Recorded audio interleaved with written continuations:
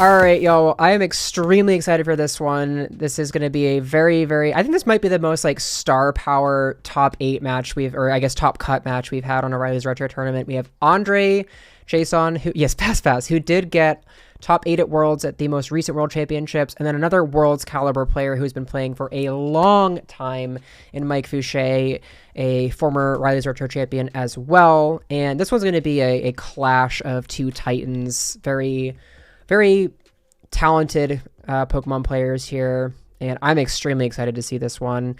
Mike is going to be on this Gardevoir deck with the Swampert and Ninetales engine, and of course Andre here with the ZoroRoc deck. We're going to be seeing his perspective. Learned so much from Riley. It's true. Cool players who are nice. And yes, that's very true. Cool players who are nice, we'd love to see it. Yes, I neglected to even mention too, but wonderful people, very nice people in their own regards as well. And you love to see people who do well, who are also genuine, decent, kind people. The people you like to root for sure. So Kora, any insight here? How do we think this matchup's going to go? I honestly think it's just who sets up their engine first. Getting that early advantage definitely is going to be what wins you the game. Yeah, definitely getting the energy attachment down on that Rockruff is big as well. I'm going to get the deck list pulled up here while we're looking through. Grab this one. But yes, going first, getting kind of the evolution initiative there, and then getting that energy down is going to be huge for Andre, trying to get that early advantage. And you can pressure this Gardevoir GX deck very early aggressively with the Lycanroc, with using Bloodthirsty Ice to pick off bench Pokemon like that Vulpix that might be coming into the active shortly. Lake.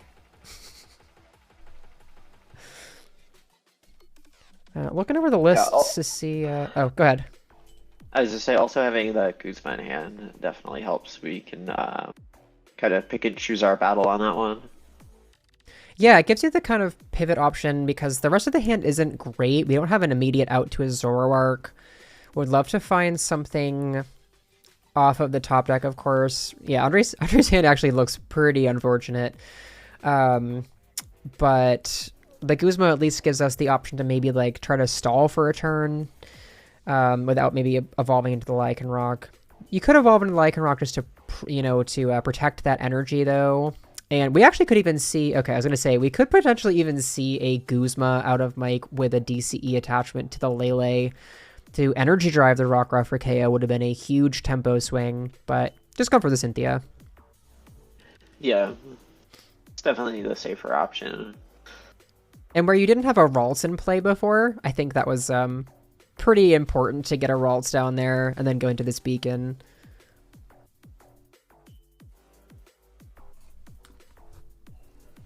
So we'll see what Mike grabs off the beacon. Most likely going to be going for some combination of Ninetales, Swampert, or Gardevoir as we see it there. Honored evolves to maintain attachment. Yeah, exactly.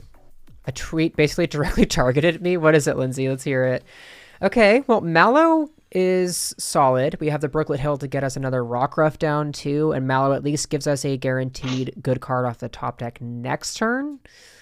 But now we kind of just lost, I mean, as you were just saying, Cora, that early advantage of going first and getting the energy attachment just kind of evaporated by whiffing anything relevant this turn.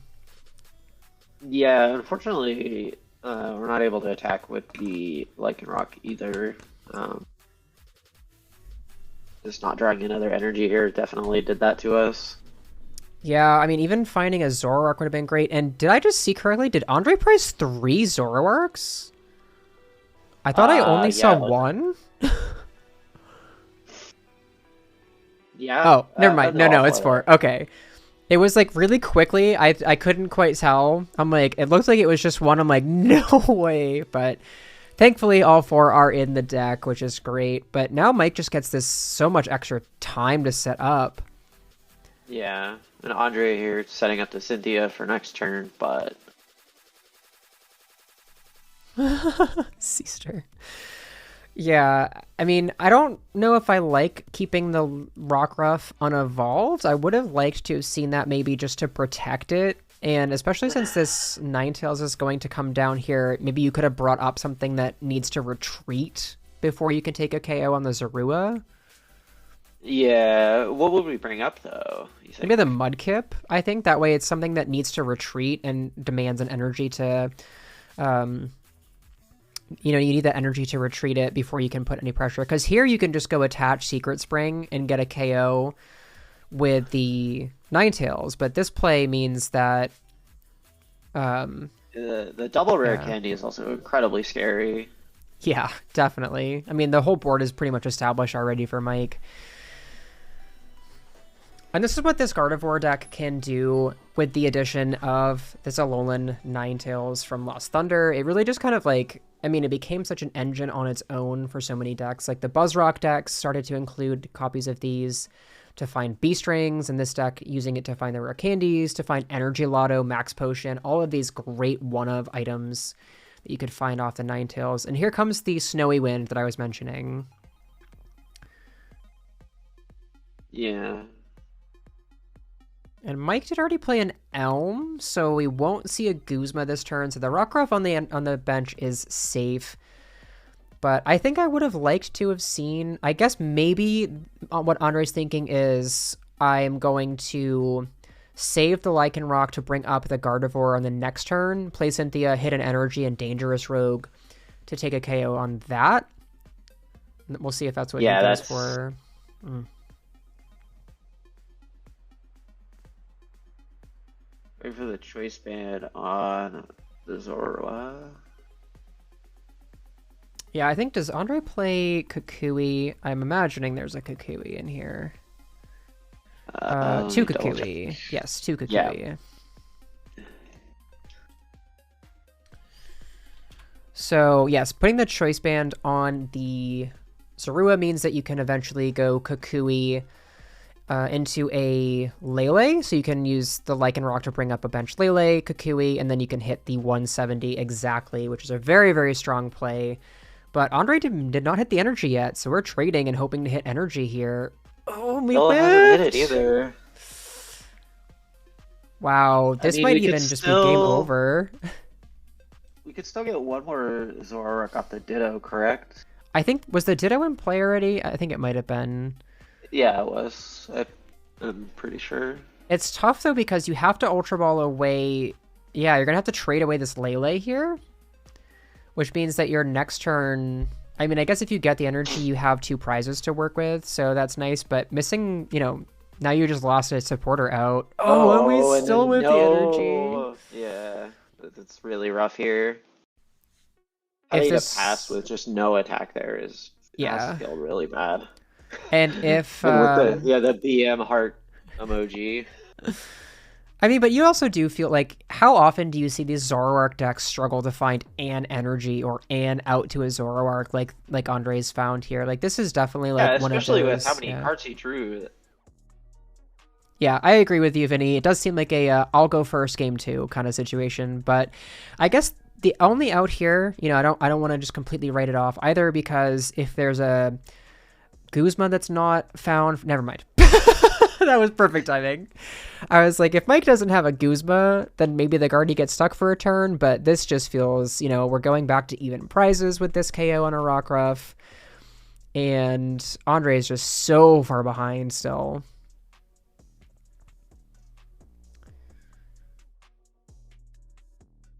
I guess the damage on the Zoroark means that we can use Acerola to potentially get a second trade out of this in the future. It still could be winnable, yes. We have the Lycanroc in hand to chase down that Guardy again. And, we have to start with the energy, though. That's step one. Still not finding it. But, right. Like, Mike would still have to miss a lot, but from the current position, this isn't just outright game over. And there's the energy, so we can at least take the KO on this Gardevoir. That's going to be a huge thing. And Mike hasn't played another rare candy to evolve that Ralts yet, so there is still a chance, of course, that we don't have a Gardevoir in the following turn. Yeah. thinking about Acerola here on probably Zoro. Yeah, definitely the ZoroRoc because you don't want to take your Yeah. Lycanroc out of play. But I think this is fine. It just kind of like clears some junk out of your hand. I guess just pushes the ZoroRoc out of range of another Gardevoir at some point. I guess. The DCE off the price is pretty solid here, though. And the Lele too. That means that you don't Yeah. necessarily have to rely on trades in the next turn. So definitely so winnable. And the immediate promotion of the Ralts makes me think that there's either a Guzma or we just have the Candy Gardevoir. Yeah, I was like, I don't know that The Guzma would Candy do much Gardevoir. there. And with the damage already on this Lycanroc, we only need 3 more energy or a DCE. I guess at this point it's going to be a DCE Secret Spring. So the KO is already lined up on board. Yeah, go next. Yeah. I think this is about where I'd say, you know what? I'll go to game 2. But definitely still things to play for. These are best of 3 matches with 55-minute timers. So checking in to make sure you're still nerds that you are. Thanks for checking in, Rose. Rose, do we have popcorn? I'm like craving popcorn. Sorry, Yeah, YouTube. can you bring me popcorn? Yeah. Well, you're in the quote optimal time zone. So it'll take a while, but but yes, we're gonna see André go for the judge here, which is the great too late to make popcorn. Bummer. There's the judge. This is André's great disruption tool. But of course, there's already the Swampert in play for Mike, so we still have top deck plus power draw gives us another 4 cards we see next Hammer's turn. a really good draw. Definitely. André has Flying Flip. Yes, André does have the Tapu Koko with Flying Flip, which is a great math fixer in a lot of situations. Yeah, that Enhanced Hammer was really big. I guess if Mike, like, for any reason, just completely stalls out here, we still have the option to use Twilight GX, put back some things like Guzma and DCE. But Mike needs to whiff a lot. Yeah, calling out in a good way. I got that, Lindsay. All right, and checking in on the results of some other of our top 8 matches so far. We do have Lee going down a game early in top 8 against Zach. We have Jared also losing a game against Magikarp, and Lone Blown taking a game over our returning champion, Kora. Not Kara, Kara. Yeah, it rhymes with my name. I had to correct it for the sake of YouTube, because I needed it. If Mike misses here, André has a shot for sure. It's like what I am as a person. Exactly. I mean, there's only 1 DCE down for Mike, though, right? And we're seeing a bunch of cards with the power draw plus top deck. I don't think we played a supporter yet either. No. I know Mike has already burned the Energy Lotto. That would have been a pretty good find here. And nope, there is the DCE. So we put out the pressure. The KO was not quite there. And André's down the Acerola. There's a Palpad in the deck. There's just I think it's just the 1 Acerola in the list. There are 2 actually. But there is no Acerola in deck, so we might have to find that Palpad to get back into an Acerola. Good thing we still have trades to work with, because the rest of this hand is pretty unfortunate. Yeah.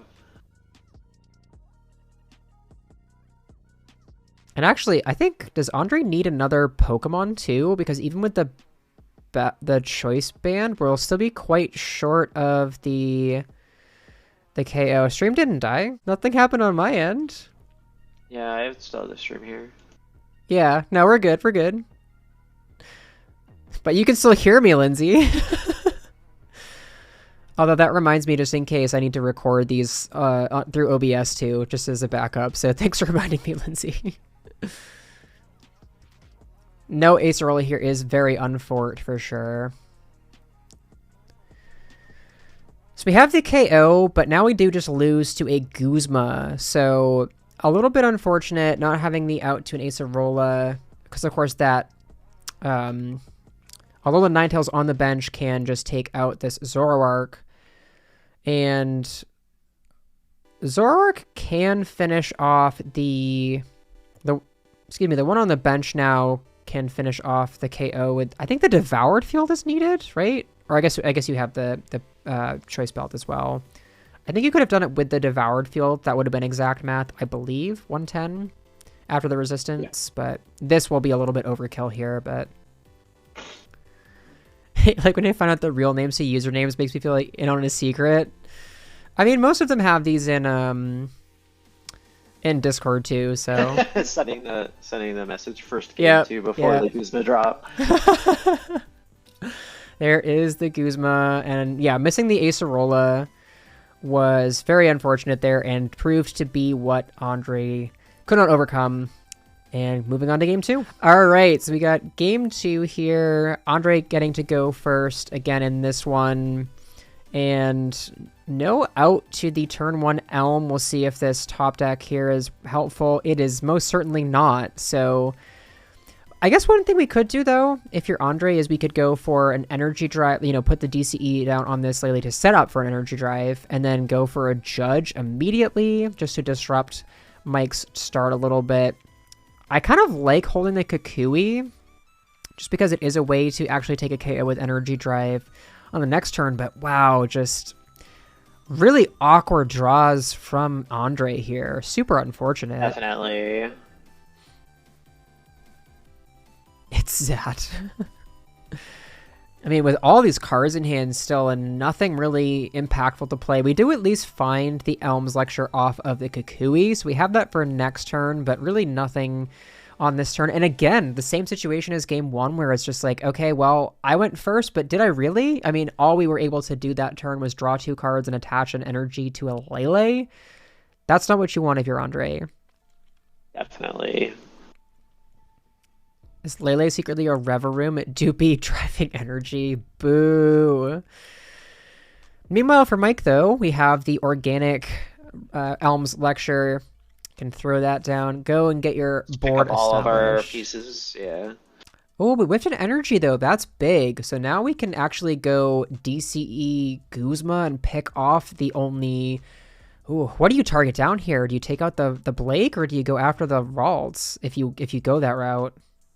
I think you want to go for the Blake just because that 2-card search is going to be so important.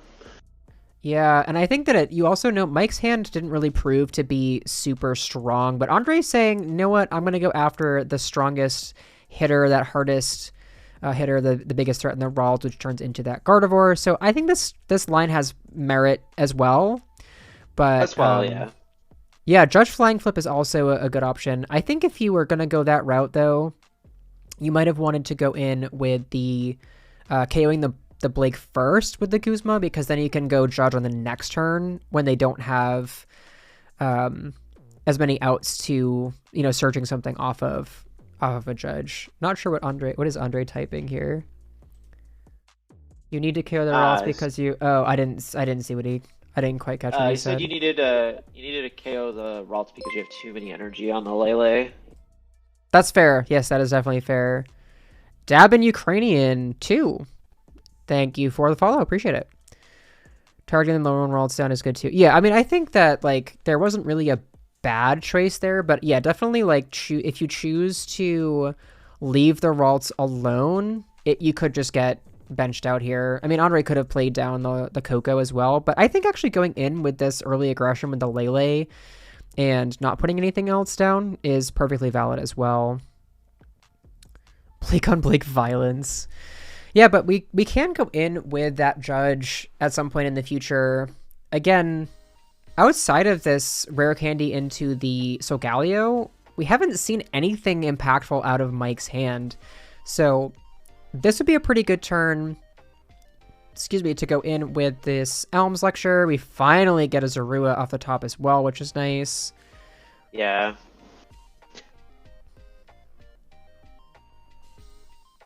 And now it's, turn 6 or whatever, and we're finally getting our board established. But I think André is actually in a pretty good spot now that Mike is kind of drawing pretty poorly as well himself. What is André typing now? They're here. The friends have come to play. Just in time, yes. All right, we did have a... Wow. And actually, Lee, our 6-time defending champion, has crashed and burned out of top 8, getting 2-0'd by my brother. My brother Zach did take him down. So the undisputed GOAT of Riley's Retro does bow out early in this one after a 5-0 undefeated run in Swiss. So, I mean, Lee is still obviously an incredible player.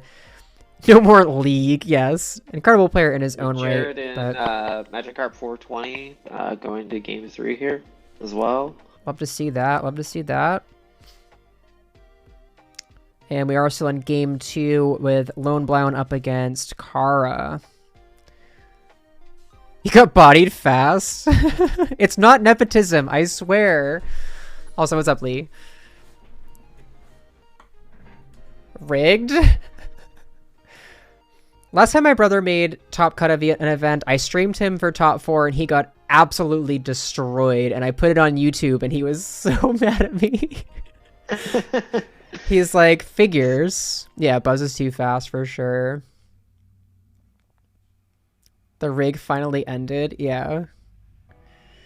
Meanwhile, in our game we're seeing here, we did have the KO finally on that Lele, so Andre's big beat stick Lele finally goes down, but Andre's board is now being very much established. Out the Bringing cat up that Ralts, probably feeling the exact same as the early turn of just trying to get Gardevoir off the table as quick as possible. Very bad 4-card draw there. Yeah, and I like this using of the Lele. You can thin out a supporter you want to find in the following turn. You can trade away something like this other Lele in hand, and then just try to find your DCE. Oh, we whiff, but maybe hit a ZoroRoc here. Unfortunately, that is the predecessor to ZoroRoc, so we're just going to see the pass. Judge Gus KO Ralts. Would have been great if there was a KO to go with that. My high school email for tons of stuff that one day won't be able to change access anymore. Yeah. Yeah, super unfortunate we don't get that. And actually the Elms lecture here is pretty big. It means that Mike is able to guarantee that a Ralts will survive the turn into next turn. And you can put down another Blake as well, which kind of sets up your board enough that you can basically have whatever you're going to need on the following turn. You know, multiple Pokemon to evolve your board in the following turn. And the Turbo Strike puts some more energy in play too. Use an AIM email at the Legos register. The cashier left. Oh. Still no energy here though. Yeah, this is huge for Andre needing to... this is a pivotal turn for sure. And actually, we can reach for the KO on the Solgaleo, which would be pretty big. Just to, you know, guarantee that you get some more prizes to work with. I suppose you could also still go after... I guess not really with this hand, though. You can't really afford to dig for a Guzma. And actually, Mike chose to not... I just noticed this, but Mike chose not to bench the second Alolan Vulpix that was found off of that Elm. So I'm wondering if maybe they have a Lele in hand, thinking that maybe we're going to need a draw supporter on the following turn. And I think that's why we're seeing Andre go for the Lycanroc here. You can gust up maybe the Marshtomp and take that out. Trade away the Kukui. Yeah, I want to see what he targets down here. I think pretty much everything on Mike's board is a viable target. I feel like the Marshtomp might be the choice, but going after the Vulpix, I think that makes the most sense in this situation. The Solgaleo can't be KO'd whenever, actually, because it does have a rarely used GX attack, the Prominence GX, that will actually heal all of... I think it's heal all of your Pokemon in play. So it technically could heal itself.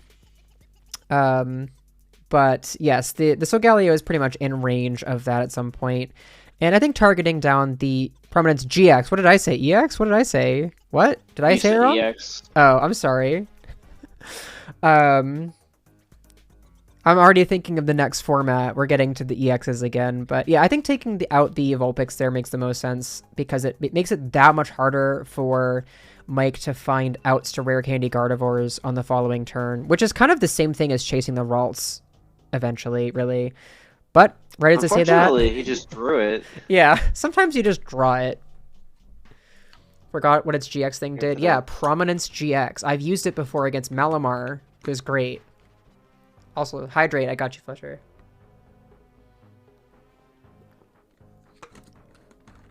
Well, so this is a very scary situation for Andre, having no energy in play. 4 prizes left to Mike's 2. And there is a Gardevoir on the bench with 2 energy getting charged up with this Turbo Strike. The Swampert is now established on Mike's bench as well, so even if you're able to go Palpad Judge again, that really doesn't have a chance of sticking, so this is going to be tough. Is there a route in this, back in this for Andre that doesn't involve Mike just flat out whiffing something? Does start with Cynthia. I think that's a pretty good place to start, getting to see 6 new cards. Oh, energy. Yeah, I think, did he only have the 1 DCE and 1 fighting left in the deck? I didn't see a lot of energy. I did only see 1 DCE. I didn't see the fighting energy. 2 Yeah, fighting. Looks like 2 fighting energy, but... But we need that DCE for sure. Oof, and we whiff again. Oh, this is so unfortunate. At least this Tapu Koko does resist metal, so it actually will not get immediately KO'd by this Turbo Strike. It will live by 10, 20? I can't do math anymore. But yes, 10. This is very unfortunate. Very, very unfortunate. He doesn't know... What? What doesn't he know? What doesn't he know, Andre? What doesn't he know? Mod View is love. Mod View is life. Oh, Lindsay, have you never seen Mod View before? Oh, and there's the Guzma. And Guzma brings up the concession. Wow. Yep, and Mike moving on to top 4.